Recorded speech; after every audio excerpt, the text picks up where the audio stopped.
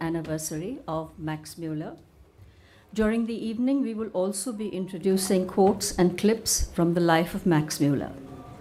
We are privileged to have with us three very eminent speakers: His Excellency Phillip Ackermann, Dr. Mala Thapar, writer, educationist, and Speaker and Chair this evening is Dr. Karan Singh, former member of the Rajya Sabha, philosopher, writer, poet, and scholar. I now request Dr. Karan Singh to take over the proceedings. Thank you. Thank you. First of all, Ambassador, before we start, I want to congratulate everybody. Today is a very auspicious day. It is Lodi.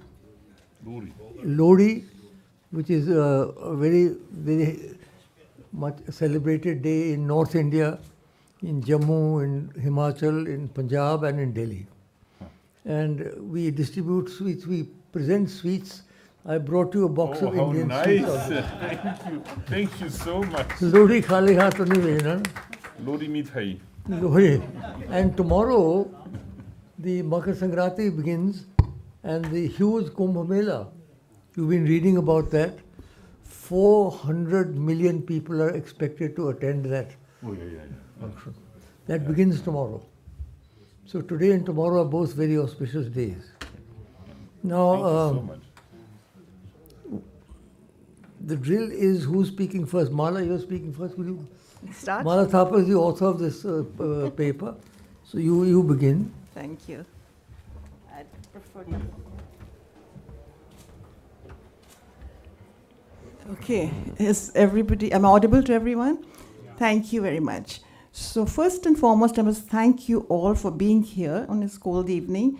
I thank the chairman, Dr. Karan Singh ji, for motivating me, and there's more coming, and for His Excellency Ambassador Phillip Ackermann for being here and participating. So there's a great big thanks, and also to Max Mueller for being who he was. If it wasn't for him, we wouldn't be all here. Now, this has been on my mind for a very long time, so I'm going to read to you from my acknowledgements from this book. Heartfelt thanks to Dr. Karan Singh ji in the moral support he gave me that actualized the inspirational education series, beginning with Max Mueller's quotes and clips on his 200th birth anniversary.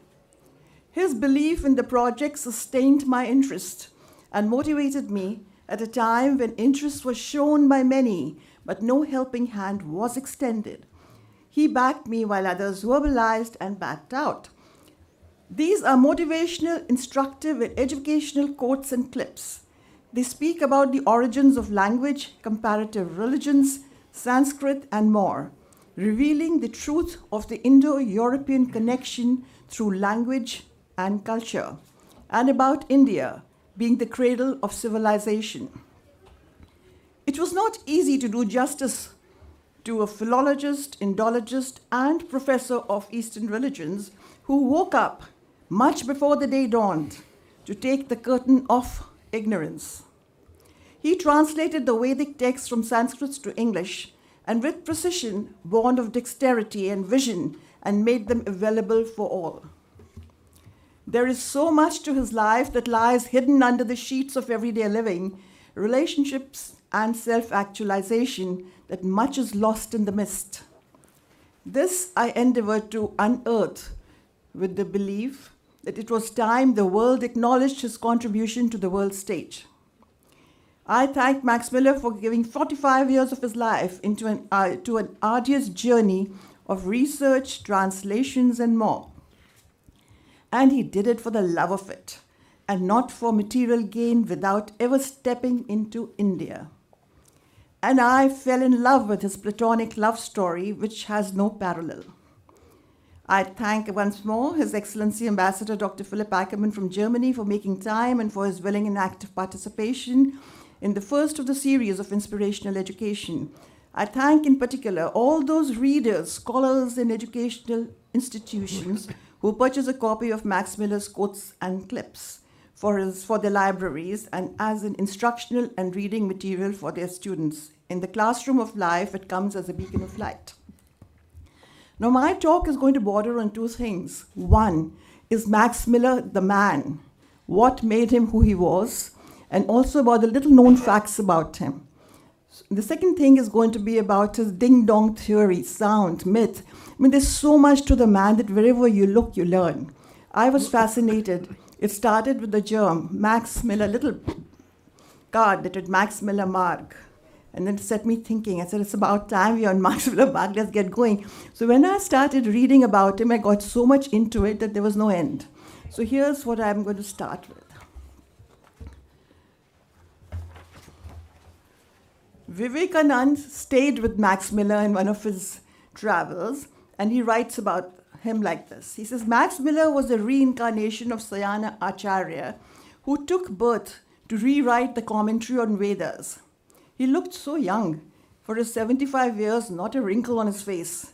I wish I had half his love for the Vedas, for India, or yoga. I'm referring to him as MM put 45 years of his life to getting his manuscript, What India Can Teach Me, the study and translation of the Vedas from Sanskrit to English, study of Puranas, Upanishads, Sutras, and other Indian texts, without ever having set foot in India. It was a labor of love. His former life. His father was a celebrated poet and librarian of the Duval Library, and a national monument was created in his memory in 1891. His father and mother told him stories of Aesop's fables and others which kind of encouraged him, left a moral in his mind. He was a quiet person who liked to spend time alone, just like his mother did. His home life was a little sad because his mother became a widow at 28, and she spent a lot of time alone and with his son and daughter, and he was very devoted, and so was he, very passionately fond of her. Now, Max Muller's quotes reveal his, not just his cognition, but also his heart. That's the best part of it. You know, it's not just what he thought he was brilliant, but also what he felt and how he related and connected the two cultures of Europe and India through language. Language was very important. Therein comes in the relevance of Max Mueller today. Language is going down the tube.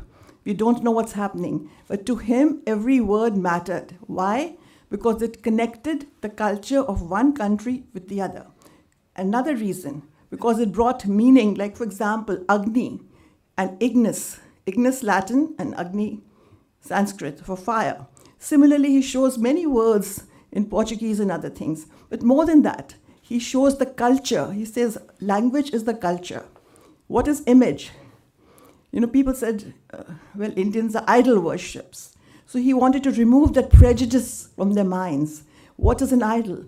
An idol is basically an energy. You know, how you see it, how you worship it, whether it's the sun, it's the fire. So this is a thing which we have forgotten. We tend to judge too much. He was non-judgmental. That was the great thing. And he also took other perspectives, other viewpoints, and he didn't frame his thoughts or judge them. His house was open to all thinkers and all preachers and all Sanskrit scholars. And he remembered them. He mentioned them. Once a person called Nath Gaur, who was a practiced Christian, and when he reverted to Sanskrit and Hinduism, he was taken to task in a way that even the Negroes were not treated at that time, but that's what they were called. So anyways, he came knocking at Max Muller's door, and after a long time, he came there because he knew Max Mueller would have him, and he spoke to him in Sanskrit. So Max Mueller immediately knew who he was, despite his ragged clothes, and he housed him. And then this scholar, Gaur, wrote a few Vedic commentaries on the Vedic texts. So this is the kind of friendship that he had. He became a British citizen and a professor at Oxford University of Comparative Religion at the age of 32. He wanted to visit India, but 45 years were just gone. Another interesting thing I'll tell you about Max Mueller is this, that he used to copy out all the Sanskrit things, because the machines in those days, by hand, he used to write and all that and give it. So it was not edited. So when they would come back, they'd come back edited. So you asked the German, the guy who turned the press on. He says, how come? Do you know Sanskrit? How are they edited? So he said, look, my shoulder gives me trouble. So when I churn it, Buddh becomes Buddhi. So that kind of a thing, which was interesting. So there are little things that happened to him which kept the flow of his thought and him on the task of Sanskrit, learning Sanskrit and applying it. He began to feel a point came when it was about time. Most wars are cultural wars, as we know. And he thought that too. And he said, India and Europe are so closely connected, but we haven't really delved deep enough to learn, to know that. So many people criticized him about the Dravidians. You're only talking about the Aryans. So he said, he and Swami Vivekananda both said this, those are ignorant people. They don't really know. So that word, because they're stuck on one word, he says, go deeper into the roots of the word and you realize that what really connects people. Okay, that was me.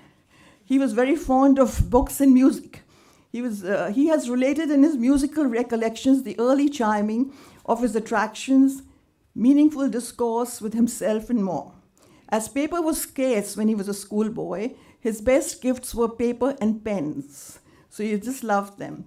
There was rivalry amongst the boys of school his mother sent him to. There were some ruffians.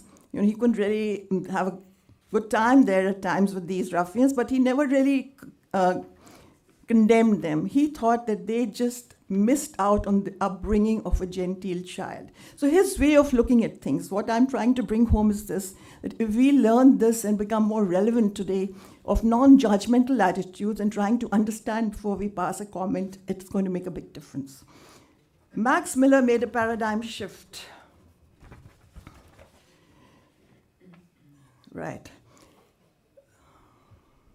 By showing this connection, 19th century Europe was known for the newfound interest in the East. Mueller's turn to Sanskrit early in his life was definitive and is a love story of sorts. He's written one novel, and that's called The German Love Story. And I tell you, it beats all other love stories. I've heard written Shakespeare's, this, that, but this, and I'm saying it from the bottom of my heart because I learned so much from it. Because it doesn't see love as a passing fancy. It doesn't see love with a worldly view. Nor does he see it as something which is temporary. He sees love in its essence, as a way of being. It's amazing the way, so if you get a chance to read it. He says, you'll find yourself everywhere in India amongst the immense past and an immense future, with opportunities any world can ever offer you. When you make leisure, you'll find enough work for your leisure. India is not a distant and strange land, but India for the future belongs to Europe. Love of Sanskrit. He Sanskritized his name. He called it Bhatta Moksha. Yeah, that's interesting.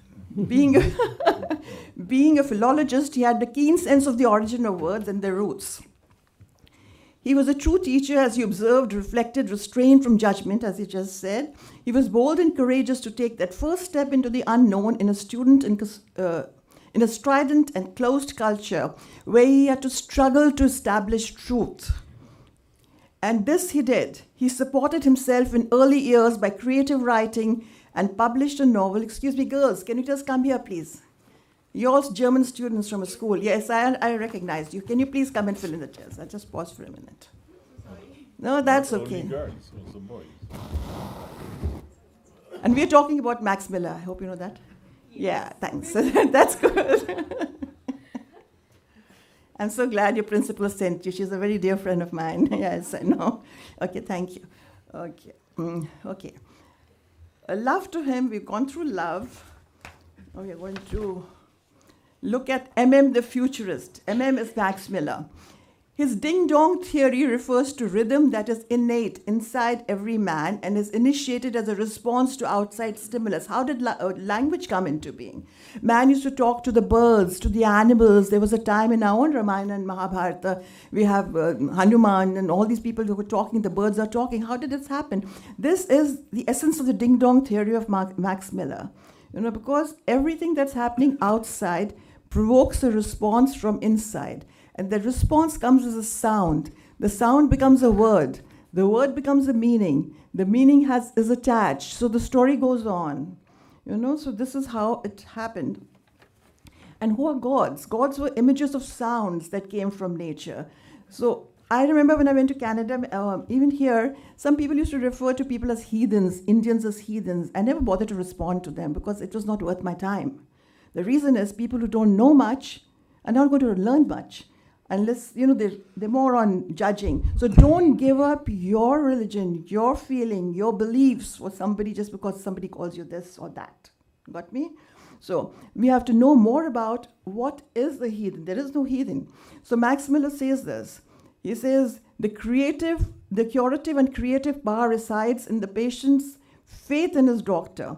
Both in Greece and India, the relationship with the nature is venerated and understood thus. He used to have migraines, strong migraines when he was in school, and nothing cured him. Parents got him lots of doctors, this, that. Then one doctor came on the scene who had faith in him. He said, here, you look very stout and fine, nothing's wrong with you. Come on, get up. And he got up. So it's pulling out the strength, the positive in you. That's another relevance of Max Mueller. Be positive. There's no such thing as old. There's no such thing as sick. It's all in the mind. You can all get better. No, this is not a motivational talk, but I'm just using Max Muller's language. Max Mueller on fear. How fear shapes our approach to life is explained by MM. Fear can be multi-pronged. Fear of a child who has burnt comes from experience of horror stories. And if you do this, this will happen. So our education is not the children. When children come, they're like a blank slate. So at home and in the schools, we teach them how to fear. This is right, this is wrong. So this is what we have to take off our education, fear. So let a child have a sense of wonder and discover for himself or herself what is right and what is wrong. Now, he says, there's fear instilled in the growing years as a disciplinary action without explaining or making the child understand the cause and consequence with an open mind of what is desired and why. The small town of Dasso, everybody knew everyone. That's where he was born and raised, and felt watched. Gossip was public opinion there. And there were two classes of people, one pure as angels, the other as black sheep. He never posed as a scholar. This is another thing, very humble, his humility. Usually when people go high in life or they get a grade like they come first in class, they look down on the others. I've seen that myself, experiences as a teacher, as a student, everything. But here he says, I'm not a scholar, I'm just a gentleman who likes Sanskrit, and that is all. Humility had thus spoken. He was brought up to have trust in people and have appreciation for their genius. It took him several years to make allowances for human weakness or temporary failures. Then his hospitality. His house was a shrine for many Hindu scholars, as I said, about the story of Kant Gaur I gave you. You guys missed it. It's about he respected people. There was enough hospitality. I'm just saying it for your benefit. It's not the dress you wore, but it's the address, the way you spoke. That mattered then, and that's the value we are forgetting now. We are getting what is called OBD, obsessive buying disorder, buy this, buy the clothes of any. No. So rather focus on how you address each other in a nice, polite, kind way. Thank you. Okay. I'm sorry for being a teacher. No, I've got a little bit more. Now, his contribution to religion, born into a Christian family. How am I doing with time? I'm okay? I don't have a watch. Yes. I think I'm going to wind up in 5 minutes. Okay, I'm going to wind up in 5 minutes. You have another 10 minutes if you like. Thank you. Thank you. Okay, religious sentiment, says Max Mueller, can be planted in the soul at home only by a mother. So that's so refreshing to have a son so close to his mother. So really learn from her and to have the sense of who he is. Then, of course, the child grows and begins to argue, you guys might think. How can God be in two rooms at the same time? God is here, God is there. Let the other refer and begins to the light of the sun. He says the rays of the sun are in all the rooms. So God is in, what is he trying to say? He's saying Jesus is also, and Krishna is also, and Shiva. So what he's trying to do is being very inclusive. What we call in today's language, inclusiveness, is what he brings to light. The sunshine with its rays in every room. So he answered the question in such a direct way. He approached religion with an open mind and an open heart. He thought about things, ideas and texts before adopting them as a lifestyle. In his reflections, he was a seeker after truth. And this he found in Vedic hymns. He found Vedas to be the be-all and end-all of learning, in fact. And his edition of the original text of Rig Veda was first published in 1847 by Oxford University Press. Who financed it? He went around seeking for money, but then it was financed and he was given a residency by East India Company, which was really going down those days. So we need to be proud of that. He felt dazed at the books and manuscripts left to his disposal and reveled in them every day till it became dark. It is difficult today to imagine the kind of painstaking work that went into the printing of a book in the 19th century. Okay, then we may divide the whole of Sanskrit literature, beginning with Rig Veda and ending with Dayanand's introduction to his edition of Rig Vedanta, two great periods, Turonian invasion and what followed it. His memorable and favorite quotes. Service of God should be service of men. He advised that worship should be an act of service to the prisoners. Prayer was to be with him. You may come home sadder, but certainly wiser and better. The religious sentiments can be planted by the mother more than the father. Divine presence, he said, is everywhere, and once planted in the heart of a child remains for life. As we all have to sleep together, he says, laid low in the earth, why do foolish people wish to injure one another? A man seeking for eternal happiness, moksha, might obtain it by 100th part of suffering which a foolish man endures in the pursuit of riches. Poor men eat more excellent bread than the rich, for hunger gives them sweetness. Our body is like a foam of sea, our life like a bird. Our company with those whom we love does not last forever. Why then steepest thou, my son? As two logs of wood meet upon the ocean and then separate again, thus do living creatures meet. Our meeting with wives, relations, and friends occurs on our journey. They do not belong to us. What then is ours? Our good and evil deeds. When thou goest away from here, no one will follow thee. Only the good and evil deeds, they'll follow thee wherever you go. According to Vedas 21, the soul is eternal, but the body of all creatures is perishable. When the body is destroyed, the soul departs elsewhere, fettered by the bonds of our works. If I know that my own body is not mine, and yet the whole earth is mine, and again it is both mine and thine, no harm can happen. I'm coming to the closing paragraph. Like his mother, he liked to spend time alone, to reflect, to pursue his dreams, to try out his new interests, contemplate, satiate his curiosity and passion. He created his own world of myth and reality and connected the thoughts with the deep thinking of cause and consequence. This was science. The result was unblemished truth. He was a pilgrim with the mission of uncovering the jewels in India's crown, those being Sanskrit, Vedas, and ancient Indian texts, its people, its rich and varied heritage. There's a time to remind the people of India that it's time to get back to the roots that we come from, and not to chase different values which mean nothing. They all come from the roots. Understanding the tenets of Hindu philosophy, religion, and poetry became a cultural link to the understanding of the Indus Valley civilization and Eurocentric relationships.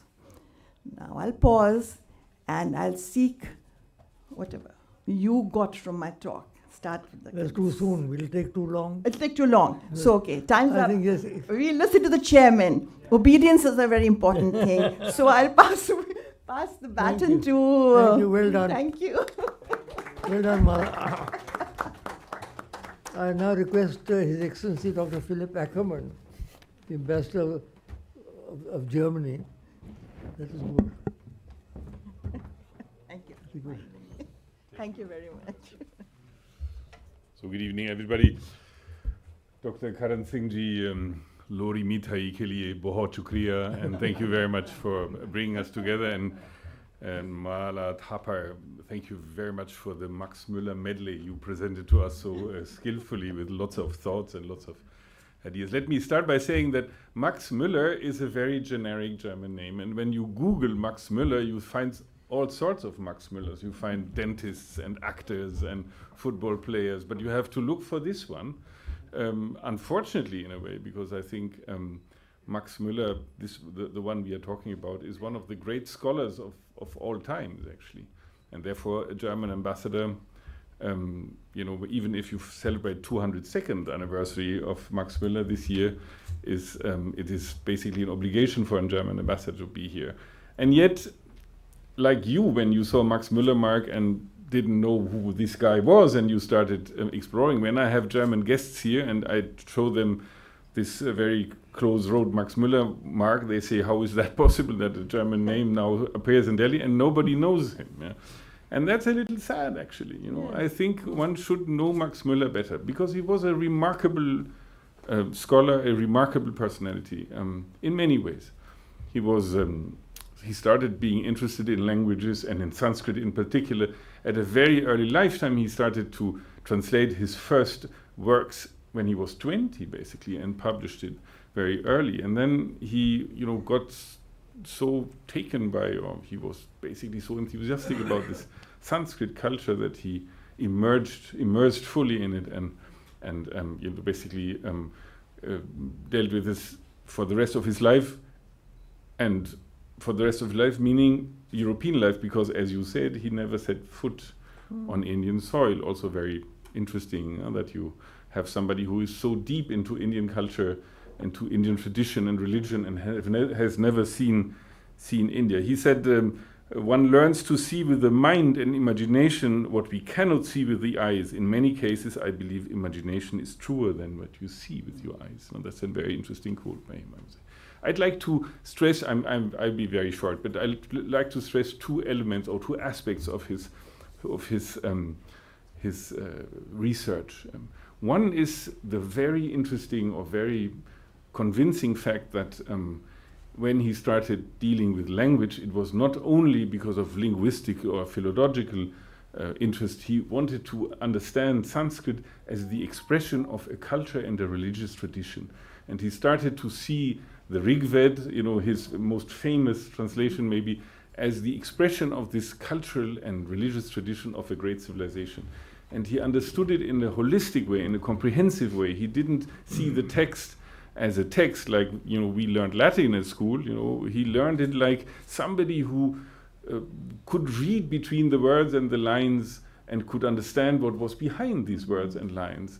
A huge, enormous richness, a treasure of religion, a treasure of civilization. And he brought this civilization to the European mind, I think, at his stage. I think he is the father of the modern Indology, a person who never set foot on Indian soil. What a miracle is that, in a way.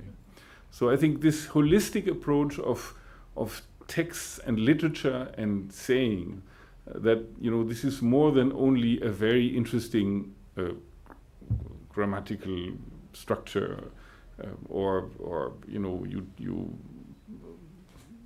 refer to the fact that Sanskrit and many European languages have a common root. No? You say the Indo-European family of languages, and you even quoted some nice examples of this. But it's more than that. He invented, or he brought to fruition a idea that texts are more than only text. It's the expression of a great civilizational treasure. That's one aspect. And the other aspect, and I think this is even more important, we know that most of his time, academic career, he spent in England. England was, for obvious reasons, more interested in India than continental Europe, because it was the colonial power, and he got money from the East India Company in order to do his research. He was in Oxford and reached out to scholars there and had a very lively exchange of ideas. But what I find, the most touching, actually, aspect of Max Mueller, that he was somebody who said, religions and civilizations should meet each other on an equal footing. He said, the person who only knows one religion does not know any religion. I find that a very interesting quote. Yes. Meaning that you have to understand religions across the globe in order to understand religion.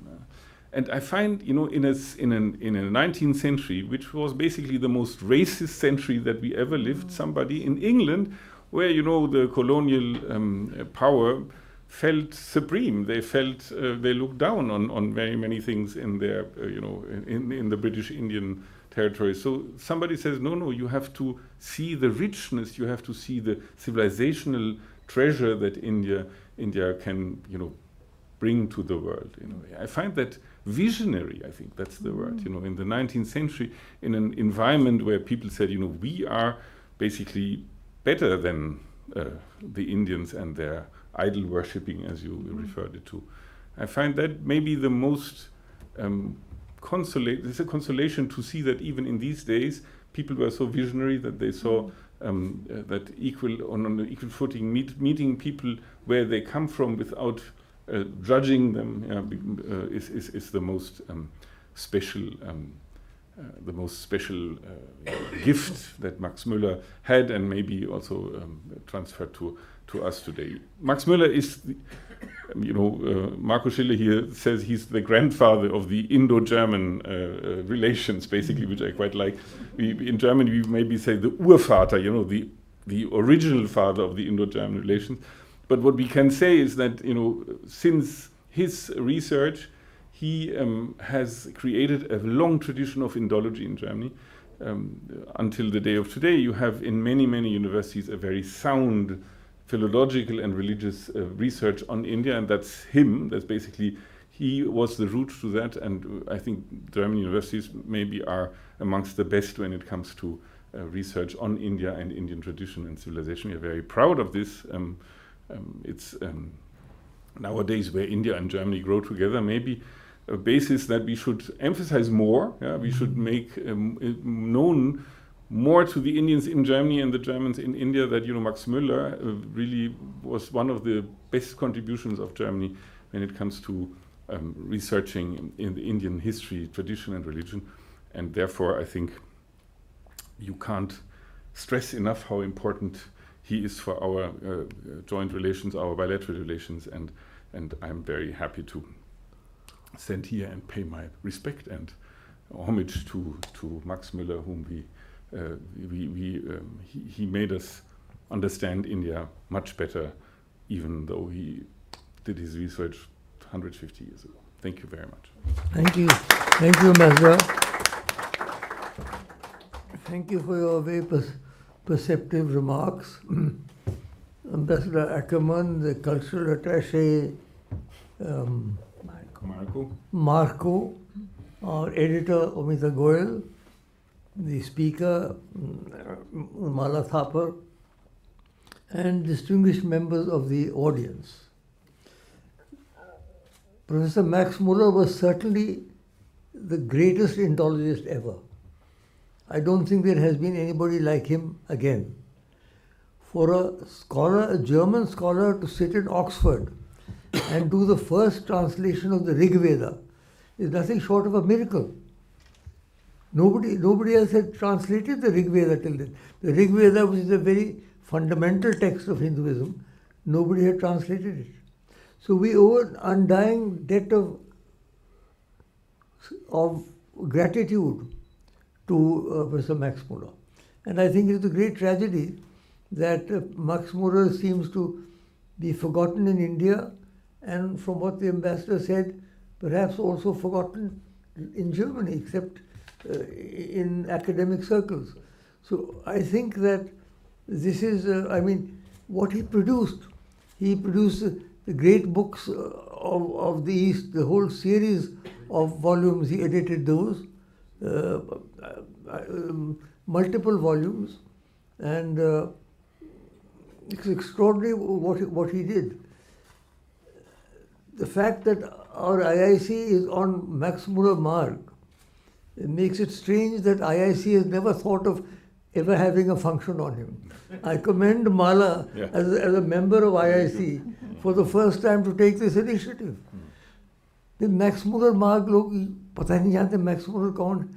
And how if we are on a road named after him, then I think we should pay him some respect. And I'm very glad that we've started doing this on the 200th anniversary of his birth. In India, we're very good at anniversaries. Yeah. So 200. A little late, so. A little late, doesn't matter. 2 years late, but okay. Why not? At least it's a good idea. And this little book of inspirational education that Mala Thapar has started, a series, in which there are quotes and quips from various people. Started off with Max Mueller, which would be very...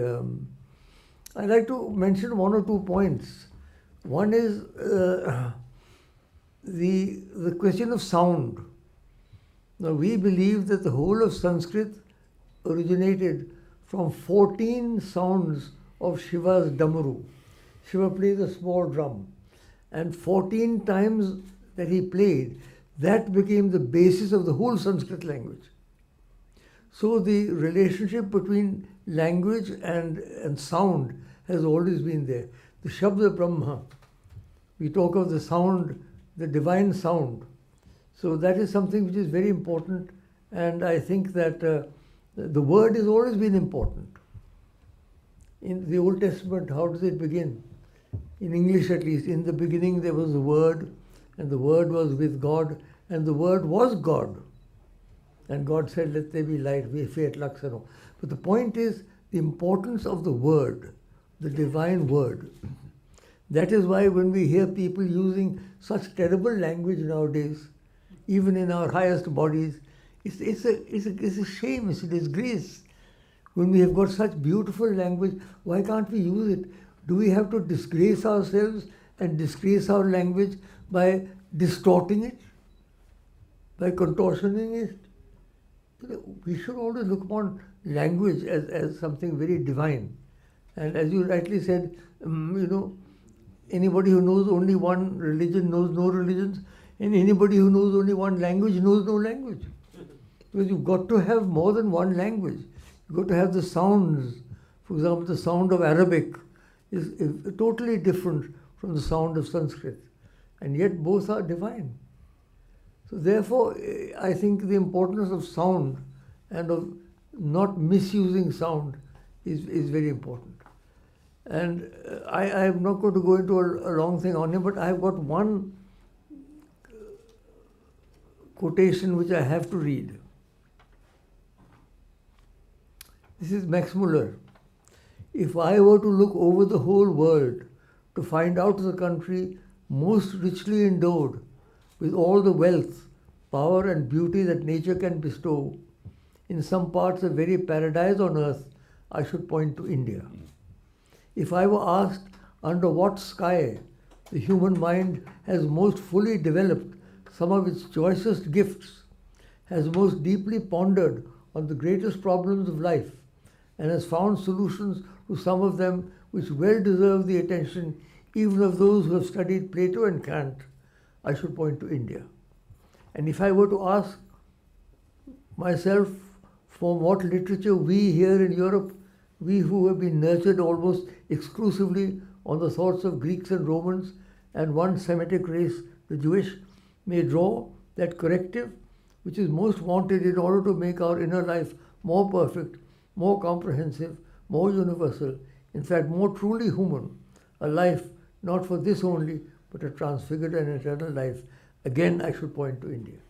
I don't think I've read any greater tribute to India than made by Max Mueller sitting in Oxford and never having once visited it. So, Excellency, may I suggest that this is a good opportunity perhaps for the German embassy to take up this Max Mueller as a link, as you very rightly said, between Germany and India. Because he is in a way the best known. There are lots of Germans who are not so well known. I won't mention them. But who are very well known but not so liked. Yeah. But he is probably the best German that we can think of to stand for universal love, universal understanding and universal heritage. So I thank all of you for coming here today, and I thank you, Mala, you've taken the initiative to do something which we should have done, in fact, a long time ago. We supported her. But anyhow, it is done now, and I hope this is the beginning of something very useful. Very good. So thank you all very much. Have a very good evening and happy Lohri. Good night. Happy Lohri. Thank you. This book, sir, that's for you. Thank you very much. Thank you. Thank you.